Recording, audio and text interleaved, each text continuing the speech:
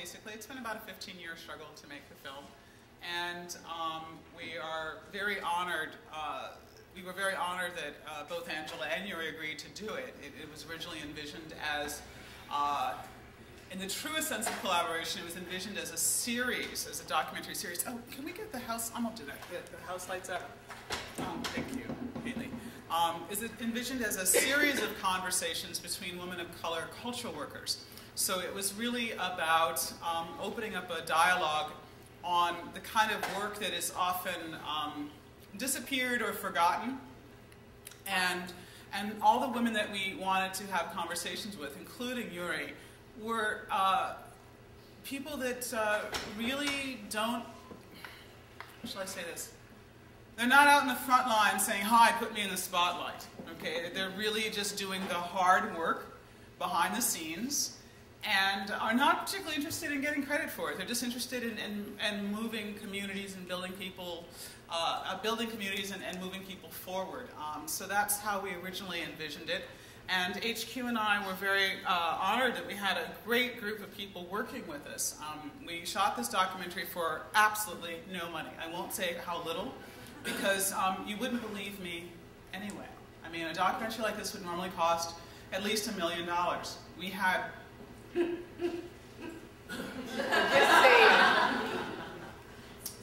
We put it on credit cards. So you know we don't have enough credit for $1 million, right? Yeah, we're professors. We started off as graduate students. We're professors. We don't make that kind of money. I think, I'll be honest, the amount of money we actually received from like faculty development grants and things like that was about $10,000. Okay, the rest of it was just on credit cards. And what we did not know, we taught ourselves. And what we didn't know, we talked to other people and we said, hey, could you help us? Because we don't know how to edit. So could you teach us editing? Because we could not afford to pay an editor, $2,500 a week to cut this. We had to learn it ourselves. So it was collaborative in the best sense of the word, where people who could donated their time, their expertise, and they shared their information with us. And we just sort of struggled through it because we thought it was an important story. We hope that came out. I hope that it seems like an important story to you, because it seemed like a very important story to us. So those are just some basic things I wanted to sort of say, so that it's sort of like, oh, this, all the names that go by in the credits, I mean, that's just a portion of the people who helped us. There are so many unnamed people that really donated their time and just sort of, encouraged us when we were like, oh, we can't finish this. We don't know what to do. We can't possibly do this. So just a long haul and tremendous amount of support from the community to get this thing done. Thank you very much again for being here, and I also want to thank Chandra Mohante and Linda Carty for bringing us here, Absolutely. and again, all of the folks who sponsor the event tonight and making this possible.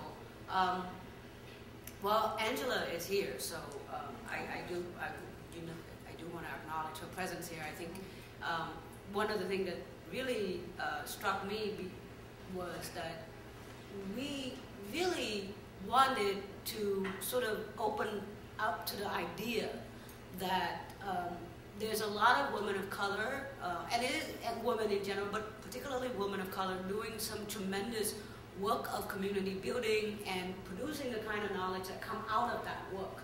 And as a graduate student at the time, for me, in political science, and I was a student, I am a political theorist, so I was studying to be a political theorist. And really, I felt that the knowledge that was being taught to me was so impoverished. And yet at the same time, I was so privileged to encounter all kind of people in my lives, and a lot of women of color who were they had a wealth of knowledges, all kind of knowledges, not just a singular mode of thinking or a particular type. And so we really wanted to somehow just capture a little bit of that and share some of that with people who weren't as privileged as I was being in graduate school. And so that's part of the idea. And of course, Angela was so generous and so gracious, and she, one of the things that we talk about is how important it is that filmmaking is a collaborative process, and we can't really do it by ourselves. And even though a lot of film study is really about the director and maybe the star, but in reality, hundreds of people make a film. It's not a person. And so in this process, from the very beginning, Angela had given us her insight and feedback. And actually she agreed with, to this day, I don't know what all of us were on, but she agreed to do it. And she not just agreed to one conversation, but she was generous and gracious enough to agree to a whole series if we had had all the resources that we dreamt about having. But of course we didn't, and through the years she stopped by us and she supported us. And I think Yuri and Angela, all I can say is if you're a filmmaker or if you are a storyteller and if you're fortunate enough to have your subject as those two women, you really don't have to do a lot. I mean, you don't, because as you could tell, it's not that I'm not taking responsibility for the work that we did, that is Crystal and I, but that we need to understand that in our community and in our lives and the people that we encounter, they have so much. Usually we don't have to exaggerate. Usually we don't have to work very hard to be the beneficiary of that wealth. And so I just want to say that because of their generosity, that they share their lives and their work with us, because really it's about their work, we were able to make this happen. So. I just wanted to get your thoughts about the challenge or maybe the joy of teaching about Yuri Kochiyama, because I hear a lot of reactions when people see her and see, I think, strong Asian Americans in these movements. The initial reaction, and maybe this is the fallout of the model minority stereotype, is that, wow, and really I think people who are raised in these communities understand that having very powerful, vocal Asian women is not anything unusual. So can you talk a little bit about maybe the reaction that you get from, maybe young Asian Americans who have internalized this idea that to be Asian means to be submissive and passive, and then maybe non-Asian communities where, again, there might be some of the belief that this is cultural to not be political, or this is cultural for Asian Americans to always be behind the scene, when clearly all the historical footage shows that that's not true at all. Well, the thing about Yuri is that she's incredibly modest, as is Angela, so it's really hard sometimes to get them to talk about really important stuff that they did. Oh yeah, I was there. And you realize that they were right at the forefront. They were organizing, they were doing all this really, there's this shot, there's a split screen where there's this huge protest in Central Park, and there's Yuri behind the microphone. So she's talking to 100,000 people or something, so she's not just sort of hanging out in the crowd, okay? And she described herself at one point, she described herself as a groupie at one point. But so, the thing is that we'll just take Yuri's case, for example. She, I think, gives us a different model of leadership. So there are times when she's very, very quiet and behind the scenes, and other times people think, oh, what a sweet little old lady, and then other times like, oh, you do not mess with Yuri Kochiyama. So I think she's lived a long time, she's seen so many different things, and she brings so many communities together. So I think she gives a really good model about how, she's a fantastic model for how to be in the world as a generous, kind human being that cares about people, that is also incredibly political. And I think for most people, they recognize different women, different people in their community that have been that way, but as far as a sort of stereotype of the sort of I don't know where that stereotype comes from, honestly, because all the Asian women that I have met have not. But they have not been anything like this sort of, what Hollywood cinema tells you they're supposed to be. I mean, I think there's a real effort to sort of create this other reality that has nothing to do with any of the, and I've lived for a couple of years, I'm 47 years old, I've never met any of the type of women that they tell us that we're supposed to see on film. Not a single one. I have no idea who she's talking about.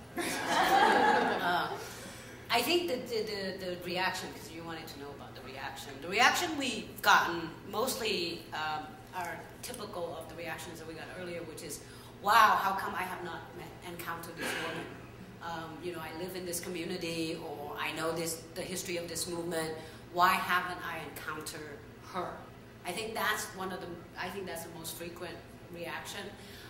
There have been a number of young Asian American people came up to us afterward and literally just thank us, and young black women too, to thank us for doing this film, because they felt that somehow they have not been part of the story, but through these two women, they now are part of that story. And so that's something that's been very gratifying.